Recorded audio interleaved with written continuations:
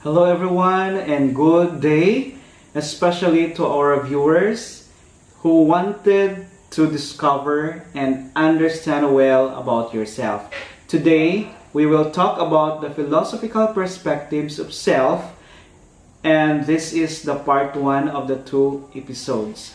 The self has been under intense scrutiny of many researchers. The nature of self is a topic of interest in philosophy, neurosciences, and psychology to anthropology and sociology. This discussion addresses the self under different philosophical perspectives. The etymological definition of philosophy is love of wisdom, from the words philo, which means love, and sophia, which means knowledge or wisdom. The term philosophy, as originally used by Greeks, means the pursuit of knowledge for its own sake. Philosophy employs the inquisitive mind to discover the ultimate causes, reasons, and principles of everything. Now, how did ancient thinkers view a human being? About existence of self. The philosophical framework for understanding the self was first introduced by ancient Greek philosophers Socrates and Plato. Socrates suggests to know thyself. What is self and the qualities that define it? Philosophers agree that self-knowledge is a prerequisite to a happy and meaningful life. There are relevant philosophical views that will give a historical framework in the quest of understanding yourself. Let's find out how the philosophers define or describe self during the early and modern times. First, we have Socrates. Socrates was a Greek philosopher and one of the very few individuals who shaped the Western thought. He has this famous quote, "An unexamined life is not worth living." For ancient Greek philosopher Socrates, the self is synonymous with the soul. The soul is immortal.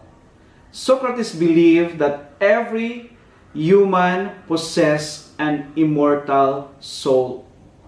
Human life does not end at one's death.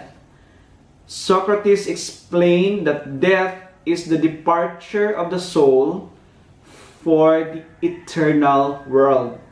One continues to live in the world even after death. In Socrates' concept of reality, it consists of two dichotomous realms, the physical realm and the ideal realm. The physical realm is changeable, it is transient and imperfect. The body belongs to the physical realm. The second is the ideal realm, which is unchanging, eternal, and immortal. The soul belongs to the ideal realm. Socrates said existence is of two kinds, the visible and the invisible.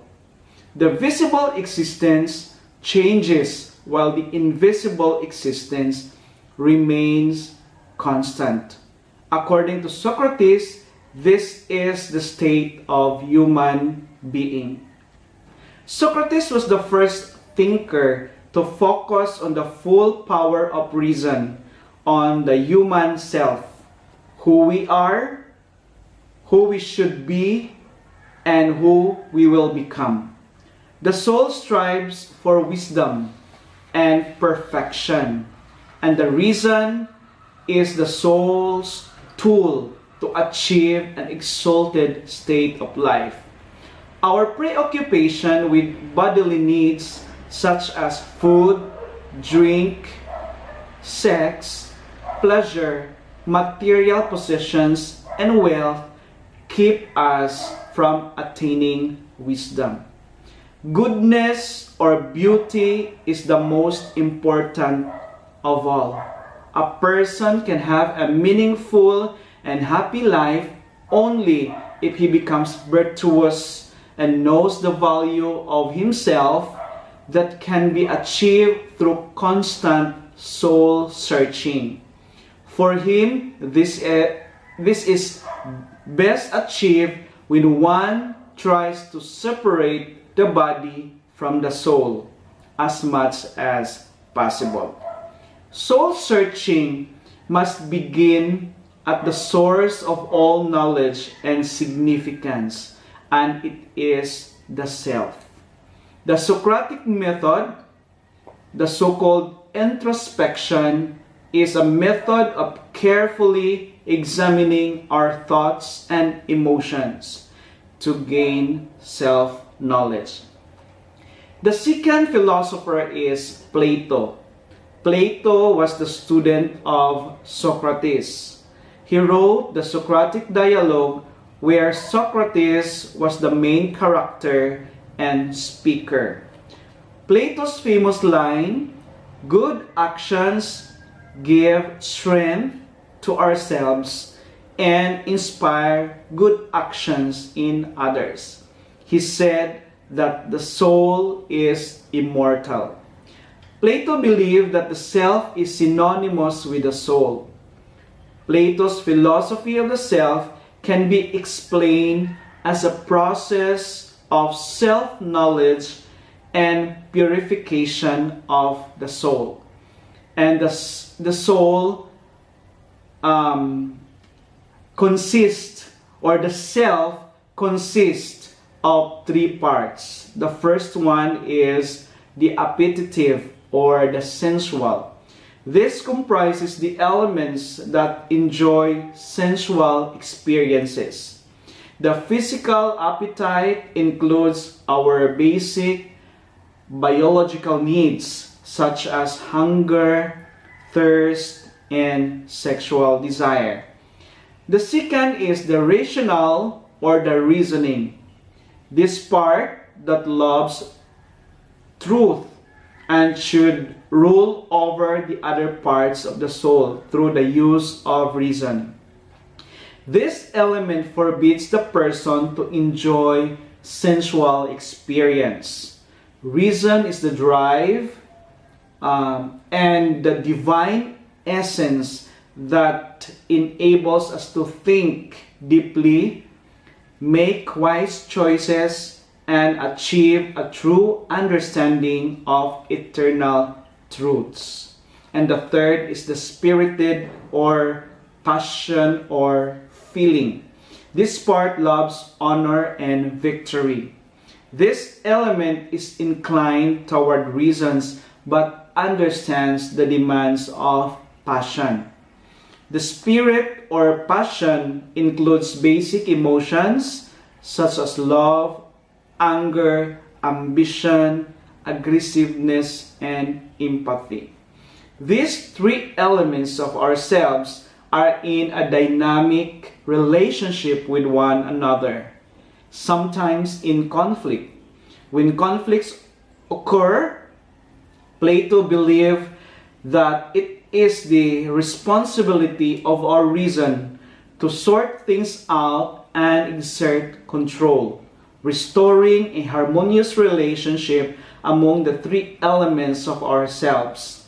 And Plato believes that genuine happiness can only be achieved by people who consistently make sure that their reason is in control of their spirits and appetites. And the third is Aristotle. According to Aristotle, the soul is the essence of the self.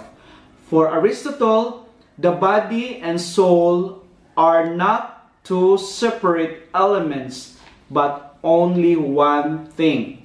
The soul is simply the form of the body, and is not capable of existing without the body. The soul is that which makes a person, and the soul is the essence of the self. Without the body, the soul cannot exist, and the soul dies along with the body. This is according to Aristotle. Aristotle suggested that anything with life has soul. His discussion about the self centers on the kinds of soul possessed by man, and he introduced the three kinds of soul: the vegetative, sentient, and rational. The vegetative includes the physical body that can grow, and sentient includes the sensual desires, the feelings, and emotions. Rational is what makes man a human, and it includes the intellect that make man know and understand things. Aristotle suggests that the rational nature of the self is to lead a good, flourishing, and fulfilling life. Fourth is Saint Augustine. Saint Augustine, also called Saint Augustine of Hippo, he is famous in an adage, "I am doubting, therefore I am." He said that all knowledge leads to God. Saint Augustine integrated the ideas of Plato and Christianity. He developed a more unified perspective on the body and soul. The soul is what governs and defines the human person or the self, and the soul is an important element of man. The soul is united with the body so that man may be entire and complete.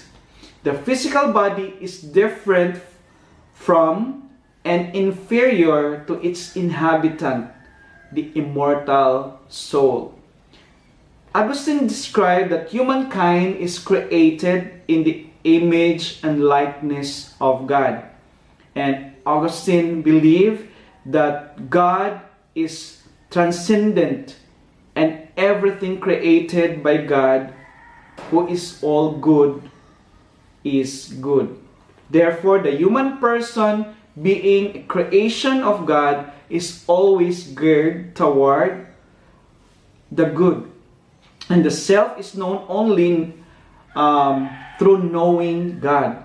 Self-knowledge is a consequence of knowledge of God.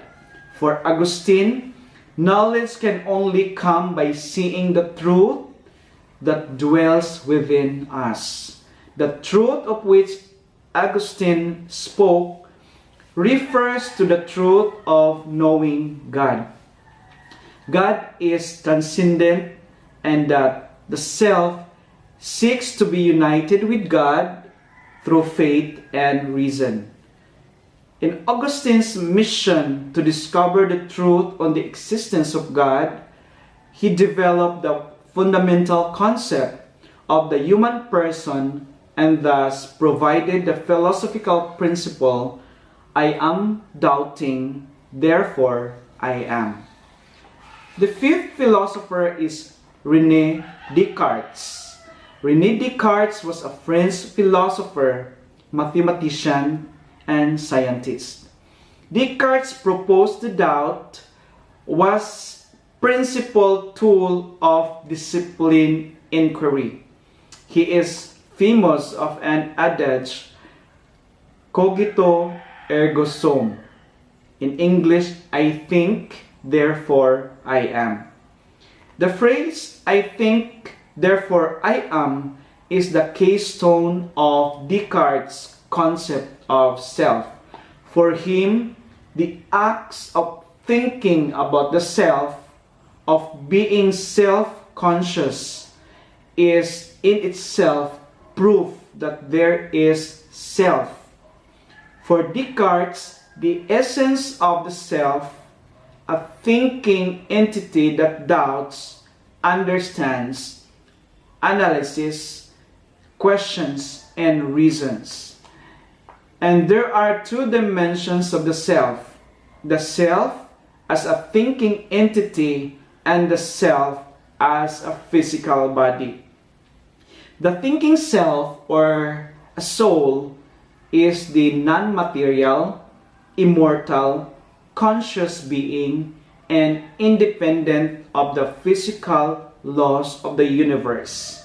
And the physical body is the material, mortal, non-thinking entity and fully governed by the physical laws of nature.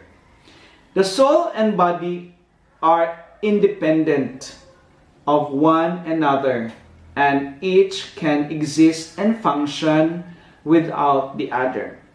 The self as a thinking entity is distinct from the self as a physical body. In other words, the thinking self can exist independently of the physical body. This is according to RENE Descartes. And the sixth philosopher is John Locke. He was a philosopher and physician. And he said the self is consciousness. For Locke, the human mind at birth is a tabula rasa, or a blank slate. Human mind at birth is a tabula rasa, which means that knowledge is derived from experience. And he felt that the self, or the personal identity, is constructed primarily from sense experiences. Or more specifically, what we see, hear, smell, taste, and feel, these experiences shape and mold the self throughout a person's life. Self-consciousness is necessary to have a coherent personal, or the self, identity or knowledge of the self as a person. Consciousness is what makes possible our belief that we are the same identity in different situations. Using the power of reason and introspection enables the person to understand and achieve accurate conclusions about the self. So that will be all for now, and I will be uploading the part 2 of this episode. Thank you and keep safe, everyone.